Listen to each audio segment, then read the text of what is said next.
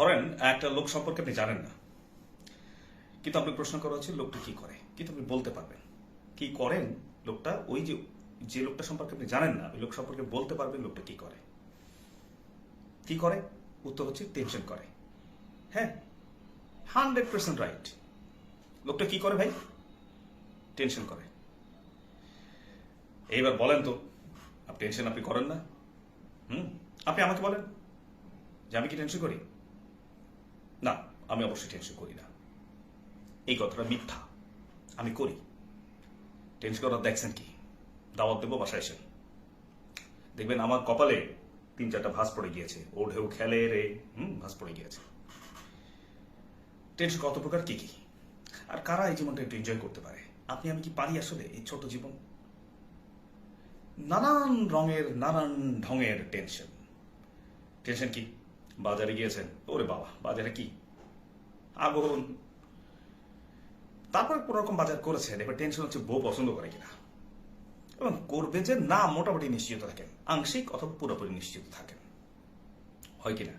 পেরেছেন কেনার সময় বোর মুখটা বারে বারে ভেসে ওঠে, এটা কি পছন্দ করবে, এটা নিব না কি বলবে, এটা ওটা নানান টেনশন। আচ্ছা, নেওয়ার পরে ঠকলাম নাকি মাছটা কিনা, টেনশন। এই চুল কাটতে গিয়েছেন কিংবা শেভ করতে গিয়েছেন, চিন্তা হচ্ছে নাপিত যদি আমার গালে একটা পোস্ট মেরে দেয় কি অবস্থা হবে, আল্লাহ জানে। জীবন জীবন সব শেষ।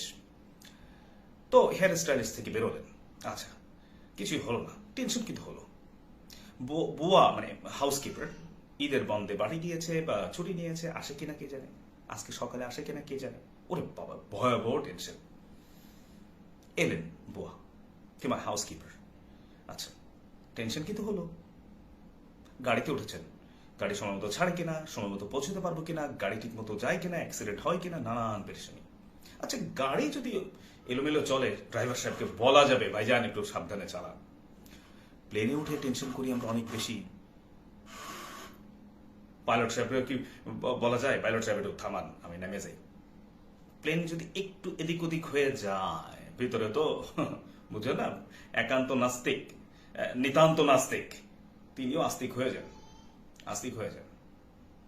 কারণ মানুষ তো দিন শেষে অসহায়, করে শুধু হায় হায়। বুঝেছেন ভাই? নিতান্ত নাস্তিক আস্তিক হয়ে যায়। টেনশন কত প্রকার, কি কি।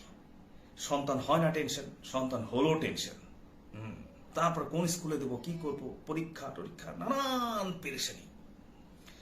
আপনি নিজে চিন্তা করেন তো, আমি তো ভিডিওটা অনেক বড় হয়ে যাবে বিধায় আমি সব টেনশনগুলো বলছি না। নানান প্রকার টেনশন রয়েছে, কুরে কুরে খাচ্ছে আমাদেরকে। চারিদিক থেকে টেনশন বললে ভুল হবে, মানে বহু সব দিক থেকে টেনশন, ঊর্ধ্ব অধ সব দিক থেকে টেনশন, ঈশান নিশান সব দিক থেকে টেনশন আমাদেরকে ঘিরে ধরেছে। এই টেনশনে আমাদের এত অ্যাটেনশন থাকে যে ছোট্ট জীবনটা আমরা এনজয় করতে পারি না। কিন্তু কারা এনজয় করতে পারে জানেন? এনজয় করতে পারেন যারা দিন শেষে বা সব সময় বিপদে আপদে সবসময় ওই যে স্রষ্টা সৃষ্টিকর্তা তারপর ভরসা রাখেন। তারা ছাড়া এই পৃথিবীটা কেউ এনজয় করতে পারে না, কেউ না, অসম্ভব। কারণ তারা যে কোনো বিপদ আপদ যাই হোক, তিনি যা করেন তা ভালোর জন্য করেন। হৃদয়ের রাজধানী থেকে তিনি বলেন, আমি হয়তো মুখ থেকে বলি, তিনি বলেন হৃদয়ের রাজধানী থেকে। তার চেহারাটা দেখবেন, চোখ দেখবেন শীতল, দিঘির নিটল জলের মতো শীতল, দেখলে ভালো লাগে, লোভ লাগে।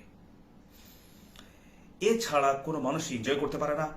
একবারে এই যে আমি একজন সামান্য রেজিডেন্ট, বাংলাদেশের একজন রেজিডেন্ট টু ইউএস প্রেসিডেন্ট, কেউ একজন এনজয় করতে পারে না জীবনটা, একটা ঘোরের মধ্যে থাকে।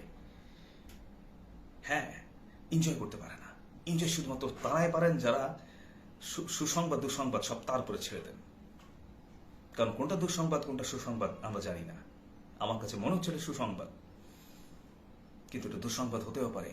আমি ইউএস ভিসা পেলাম, টিকিট পেলাম সস্তায়, গেলাম, প্লেন অ্যাক্সিডেন্ট করলো। আমার কাছে মনে হয়েছিল ইউএস ভিসা, সস্তা টিকিট, সবই সুসংবাদ। আমি মারা গেলাম। আমি জানি না কোনটা দুঃসংবাদ কোনটা সুসংবাদ। আবার দুঃসংবাদ এলো, আমি ভেঙে পড়লাম, কিন্তু ওই দুঃসংবাদটা একটি সুসংবাদ নিয়ে আসতে পারে।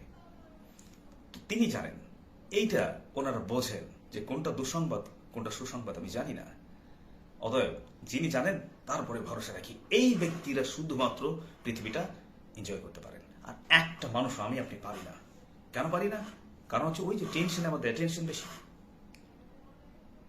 তো যদি আমরা লাইফ এনজয় করতে চাই, তাহলে যেটা আমরা অহেতুক টেনশন, যেখানে আমি পরিবর্তন আনতে পারবো না, প্লেনে আমি কিছুই করতে পারবো না, আমি টেনশন করবো কেন? কেন করব? যা হয়ে গিয়েছে সেটা আমি চেঞ্জ করতে পারবো না। হ্যাঁ, আমি বর্তমান বা ভবিষ্যৎ কিছুটা হয়তো পরিবর্তন করতে পারি চেষ্টা করে। অতীত যেটা হয়ে গেছে চেঞ্জ করতে পারবেন, কিন্তু অতীত নিয়ে মাতম বেশি কিনা আমাদের বলেন। এই মাতম খতম করতে হবে। অহেতুক টেনশনগুলো বাদ দিয়ে দেন, ছেড়ে দেন। ওনার পরে ছেড়ে দিই আমরা। এই কথাগুলো খালি আপনাকে বলছি না, আমি আমাকেও বলছি। আমিও একজন টেনশনের রাজধানী। টেনশনে অ্যাটেনশন না দিয়ে ইন্টেনশন থাকবে কিভাবে লাইফটা এনজয় করা যায়। Depend on him. That's it. Good luck to you. Allah Hafiz.